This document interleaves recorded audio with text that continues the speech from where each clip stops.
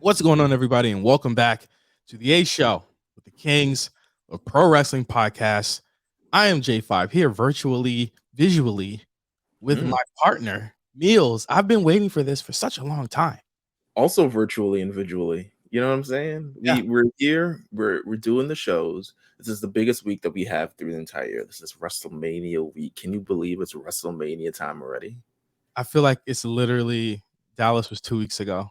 Like, I feel like we were in Dallas 2 weeks ago and we were just getting ready to do this again. Remember, like, the mad dash of shows I had to do before we even left, like, right before last year? You had, and then you almost, one of your body parts decided to say, hey. Yeah. Oh my God. Yeah. That happened that week too. I was in Barcelona like the week or so before that. And then it feels like that was literally yesterday. And now we're back again with Mania week. And I'm excited. I'm glad it's here and I don't have to do too much traveling. That's awesome. I As know someone who experienced WrestleMania in New York City and all the SummerSlams in New York City, not having to travel, right. not having to pay all that exorbitant amount of money is perfect. Well, a lot of people are gonna be paying money for Ubers. Well, yeah, all your friends are. Yeah, everyone's gonna be paying for All Ubers. our friends. What am I saying? Your friends, our friends. I'm very clearly far away from everything that is going on this week. So it's gonna be exciting. I'm really excited about it. But we have some exciting things happening this week for Mania Week. This is the biggest week for us, and we gotta really get to it because this show is I'm editing the show right now, and it is about almost 3 hours. So we gotta By the time you guys are seeing this is the last thing. So if you see us in this shirts at the beginning and the end, yeah. these are the last things that we actually did as we're recording the show, because that's how organized we are. But we have WrestleMania week on the A Show, which has been a slew of different things. If you listen to us on Monday, you got the WrestleMania 19 Draft Diaries episode. You only got half of it pretty much, but if you're on the Patreon, you get the full thing. Patreon is about 2.5 hours. Yeah, one of my favorite episodes that we've done too. Absolutely. And a lot of people, got a lot of great response. People love us diving into the pop culture side of things and exploring back in the past, because I feel like we make everyone who's old also feel like they're not alone. Well, sorry to say, I'm 36 in 2 weeks. So hey, man, well, listen, we're here. Still in your mid-30s. But we had that on Monday. Tuesday, War Report. Stand and deliver predictions. They wasted no time. They said, let us get this out the way. Oh, all the matches are here? Oh, the show was taped last week? Oh, say less. So, you won't hear them reacting to anything that happens on Dynamite this week, to be honest with you. Not a lot of people. I mean, we reacting to something that's happened at AEW, but really no one's going to be talking about them. Unless someone else decides to pop up for Mania week again, like he did last week. But you have the War Report Stand and Deliver prediction show that is up. Should be up by the time you hear this, whether you're on Patreon or you're on public. It should be available there. And then, of course, today, Wednesday or Tuesday, if you listen to this on Patreon, and again, you get this early if you're on Patreon. Also, if you sign up to the Patreon, you get into Discord, where we're going to be talking about WrestleMania the entire week. We talk about everything pretty much under the sun, literally everything. All right. So you have that, the WrestleMania show, 5 hours long. We doing it big. We doing it real big. We didn't mean to do this long. I think that we were so excited for the guests that we had, and we have a special. I'll announce it at the end of this. Go ahead. Yeah, no, of course. So we have that. We have the Spaces, the Mania before WrestleMania. That's going to be on Thursday. We're returning to the Spaces world. Tune into that. Listen, if you attend, you might be able to walk away some stuff, because we're giving away some stuff there too, man. We're not. Everyone's not leaving empty-handed. You might get some. You might get video game. You might get a a gift card. You might. We're especially generous around this time of year, so you just stay tuned. It's WrestleMania. Just show up to the Spaces. Listen, say something, drop something. You got a hot take, you got a Mania take, you got anything. Me and Dion gonna be there, and we gonna make sure that everyone has a great time. And then, of course, Fridays SmackDown and Hall of Fame, and Saturdays WrestleMania, Sundays WrestleMania, day after WrestleMania you got mad other stuff happening in between. I mean, NXT, ROH Final Battle, if you're into that kind of thing. Actually, Supercard. Supercard, sorry. Yeah. Right. Final Battle's at the end of the year. Yeah. But we got a lot of stuff happening this week, man. And we got a big show this show, man. Can we reveal the guests that we have? What people can look for? We got the gang. Dion kind of shows up for a second, but we got the gang from Rewriters Room. He's there on Thursday. Pending internet connection, yes. We got them. We got Cam Probably in one of my most anticipated segments. I'm so glad we got Cam Probably on the show. Thank her so much for being here. And we got Eddie Gonzalez Bansky from the Etceteras talking wrestling, talking graps. But hey, before we even get to any of that stuff, do we want to go through No Holds Barred before we get to the premiere? I got an email. Okay, and I got to talk about this email, but do you want to go through No Holds Barred first? Let's go through No Holds Barred because I really think there's kind of like one major topic to talk about this week. And the only topic to really get into is CM Punk, who used Instagram in a very interesting way this week. Use Instagram and possibly I guess if you don't really want people to see it, you can post it to your stories and then delete it as opposed to posting your feed. I don't really know. Here's my thing about how he used it. He had to set that up. It took time for him to for someone who claims he's unbothered and don't give a fuck about none of this type of stuff. The setup of this Instagram post is very, very professional. He made sure to align it in the middle so he could get everything out. It sounds the way it writes. It sounds like he talks the way it's written. If that makes sense, it sounds like maybe I did it exactly. And so Dave Meltzer, through some strange way of how he does things, last week he went on his message board and said, in no uncertain terms, that there were people talking about Punk and how he's potentially coming back and stuff like that. Dave Meltzer went on his message board and said, hey, Punk didn't want to lose, and Punk and all this other stuff, and basically saying, hey, I revealing things that most people would pay $5.99 for on a message board just randomly.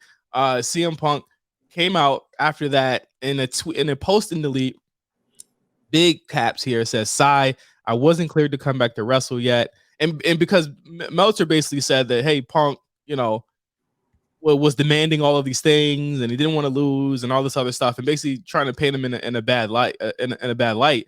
He says, "I wasn't cleared to wrestle for," and this is back in June, by the way. This is the whole interim champion thing, right? With Mox and stuff like that. That weird thing that I think that even at the time, Meelz, we were like, there's going to be a story that comes out about this one day, and we're going to be very confused as to why this happened. Damn, this is very true. Those what are those documentaries called on Vice? Dark Side of Wrestling? Yeah. Dark Side of AEW type shit. Because even at the time we were like, who made this plan? What was it like? Who created this plan? Because it didn't make sense why Punk would get squashed on national TV and then come back and win the title. So he said the plan was to wrestle at the pay-per-view.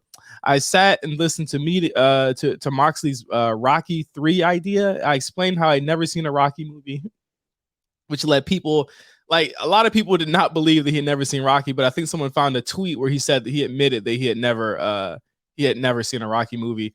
Hey man, Creed 3 in theaters now, man. It's never too late. That's Creed, not Rocky, Meelz. It's the same universe, right? Yeah, but it's not the same movie. Maybe is Creed 3 better than Rocky 3? Do you know this? Probably not. I don't think so. I don't think it is. Creed 3 is really good, but Creed already took the Rocky 3 kind of idea and interpolated it into a lot of different. It's actually like a Rocky 3 idea spread out over time, but that'll go into deep Creed lore. He said, I thought the idea sucked, but if the boss wanted to do it, whatever. He said he wouldn't lose to me. I never experienced someone refusing to lose to me. I laughed. I asked Tony if this is what he wanted. He said yes. He's the boss, so I said okay, but I need to be cleared first. They kept saying it could just be a squash. I didn't need to be cleared. I scoffed at that. My health is more important. Dave Meltzer is a liar. Jericho is a liar and a stooge. There were plans, but plans always change. I'll never put a company above my health ever again. So does it sound like he wants to come back? I honestly think that there were plans, but plans always change. Was the him saying he's not going to come back? It was like, oh, there were plans for me to come back, but I'm not coming back. That's what I think his issue is like, all right, who's feeding this information to Dave Meltzer, who is kind of like they're using as kind of a source, similar to kind of like his frustrations at the beginning part. I mean, his frustrations at the All Out Scrum was like pretty much they were throwing dirt on his name through all these various different articles that came out by the Observer and stuff like that, and he took offense to it, and he's like, really, the only people that could say all this stuff is the people who, I mean, their finishing move is the fucking Meltzer driver. So it's like he doesn't have faith in that company to be able to do things in a professional way. So he just threw all professional shit out the window. And he said, listen, I'm going to do this. It was up for 30 seconds. Both you and I struggled whether it was real or not for a bit. Right. We had to confirm, because we're journalists. We don't just jump out the window, just start posting stuff. We got to make sure that it's posted. I had felt that it was correct because there was a typo there that, like, I feel like most people who fake stuff wouldn't have let slide. There's like a typo where he says, like, I thought it sucked. There's like an errant I there that I'm pretty sure Punk wouldn't have cared to fix. But a lot of people have posted it. And just to clarify what Dave Meltzer said, I feel like I did a bad job wrapping that up. He said that, do you know why they didn't advertise Punk versus Moxley longer and why it had a short build? Because Punk agreed to it. Then AEW got a legal letter saying he wasn't down with it. It wasn't going to do it and didn't know if he'd come until Tony put his foot down. There are a lot of nice things I can say about him, and you can absolutely argue his position on Moxley was correct, but you can't argue he willingly did what he asked in that scenario. And there were also rumors that he wouldn't show up to the show. I remember there were rumors that he would not show up to the show. Yeah, and they didn't know if he would show up. And here's the thing. There's truth, there's lies, and there's something in the middle. Because now we have what reporters are saying. I think Fightful also had a report coming out that said that, hey, a lot of instances of this are true. Punk was, but also he added, Sean Ross Sapp added, Punk was actually paid a handsome amount to actually come and do that squash match and to get flown. He had a lot of accommodations to make sure that happened. And what you're looking at here is like, it seemed like at this point, Meelz, this is where communication totally broke down between all these people. And I can see that where now Punk doesn't like Jericho, Punk doesn't like Moxley, Punk definitely doesn't like the Elite, doesn't like Hangman Page, all these people. These are all your top guys. These are all the people he has to work with. Meanwhile, Cody's about to main event WrestleMania. Come on now. Jumped off the ship early. But no, these are tough guys. And, you know, what's interesting is I guess this is the first time that Moxley's ever been criticized in a kind of public role. For his part in all of this. I mean, I guess all of the AEW players had some sort of part of this. I mean, Jericho's a stooge, the Bucks, the Kenny, all these other stuff like that. This is the first time that Moxley's been kind of like, you know, brought into this entire fold as well. And he said, honey, set up the mic. Yes.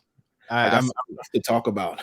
I'm pulling this up now. This is actually a really long quote from Mox. It's actually all over the place, even if you listen to the audio. But I think that the main things to address here is that once again, Tony Khan is having people work for his company that are not under contract. This is the same way that it happened with Cody, and that's when he left, because he was working without a contract, and not even to finish dates. He was just working without a contract. So over the summer, and then they announced that he was signed in that nice Google Docs.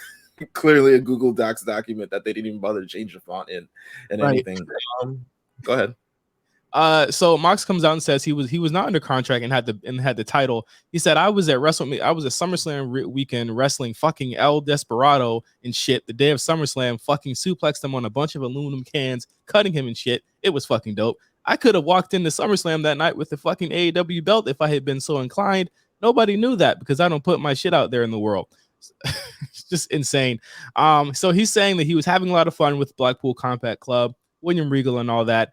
And he says, you know, he didn't really know whether he was going to resign or not, but he said that during the time period when they were in Minneapolis, he calls Punk "what's his dicks" talking about. He says it was the night he came back and was hopping around on one foot, bumping around Inner Circle right after me and Chris Jericho wrestled. A badass match, by the way. So now again, he's talking about backstage stuff like Punk's back there bumping into people and all this stuff because he's hopping around and he's making a commotion, trying to make Punk again look like a diva. He said, so keep in mind, this is my whole point. I basically don't work there for all intents and purposes. I don't even work here. Tony Khan is not my boss. I don't have to be in this room. I don't have to do this shit. So even me being in this room and offering and agreeing to a storyline that puts you over at the pay-per-view, if anything, I'm bending over backwards for Tony and this dude and for the company and everybody because I didn't have to. I didn't have to do shit. If anything, I was bending over backwards. So that's it. So this is his response to what Punk's saying, basically confirming it. I don't think that, Meelz, do you feel like he was trying to like, it didn't sound like he was trying to like take away from what Punk or anyone else has been saying about him. He's actually saying, yeah, I politic this.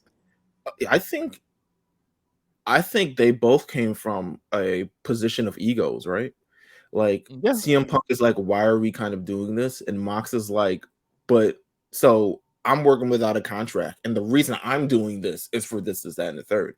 I think it's definitely a couple of egos clashing, which is regular in the wrestling business. I mean, this shit happens all the time. It happened all the time in 90s, 2000s, 2010s, 20s. It's never going to stop happening. Like, it is what it is.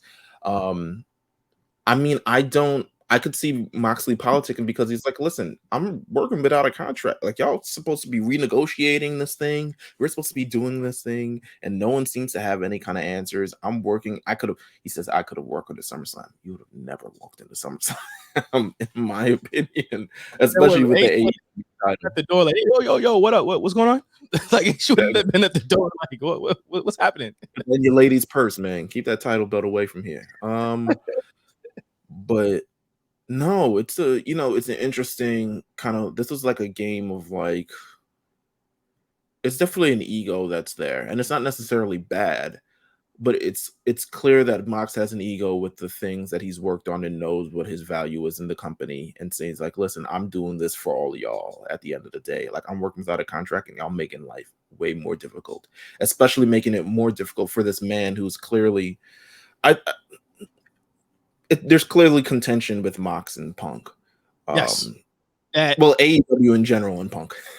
I feel like the Punk and Mox thing, this is something new that we didn't know. You know what I'm saying? That we didn't know.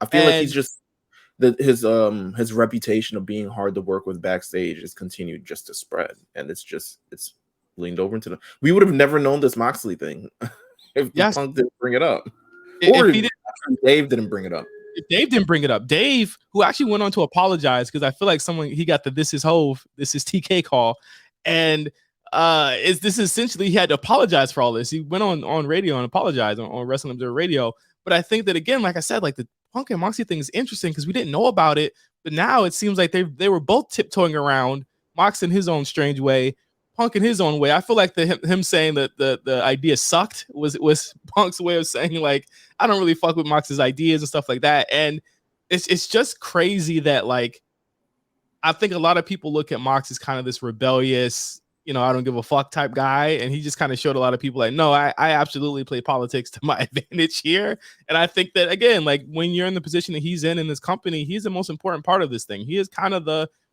he's kind of the tribal chief of this. But I don't know. We'll see how this shakes out. But I think in the end, I just don't foresee Punk coming back in this type of situation. Like, is it worth it with the displeasure of your crew, of your talent? They're publicly, Meelz, they're publicly saying through Dave, through Mox, through podcasts, they do not want this guy back. I just don't see it happening.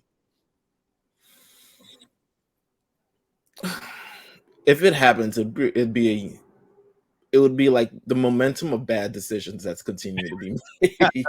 That's why I'm not surprised. I'm like, yeah, I could see it happening just because like there doesn't seem to be any good decision going on from here. Like, nothing seems to be going right, and it seems like, I wouldn't. If I was Dave, I would apologize too, because everything seemed to be smoothing over for a while. There was rumors of Punk coming back and all this sort of stuff.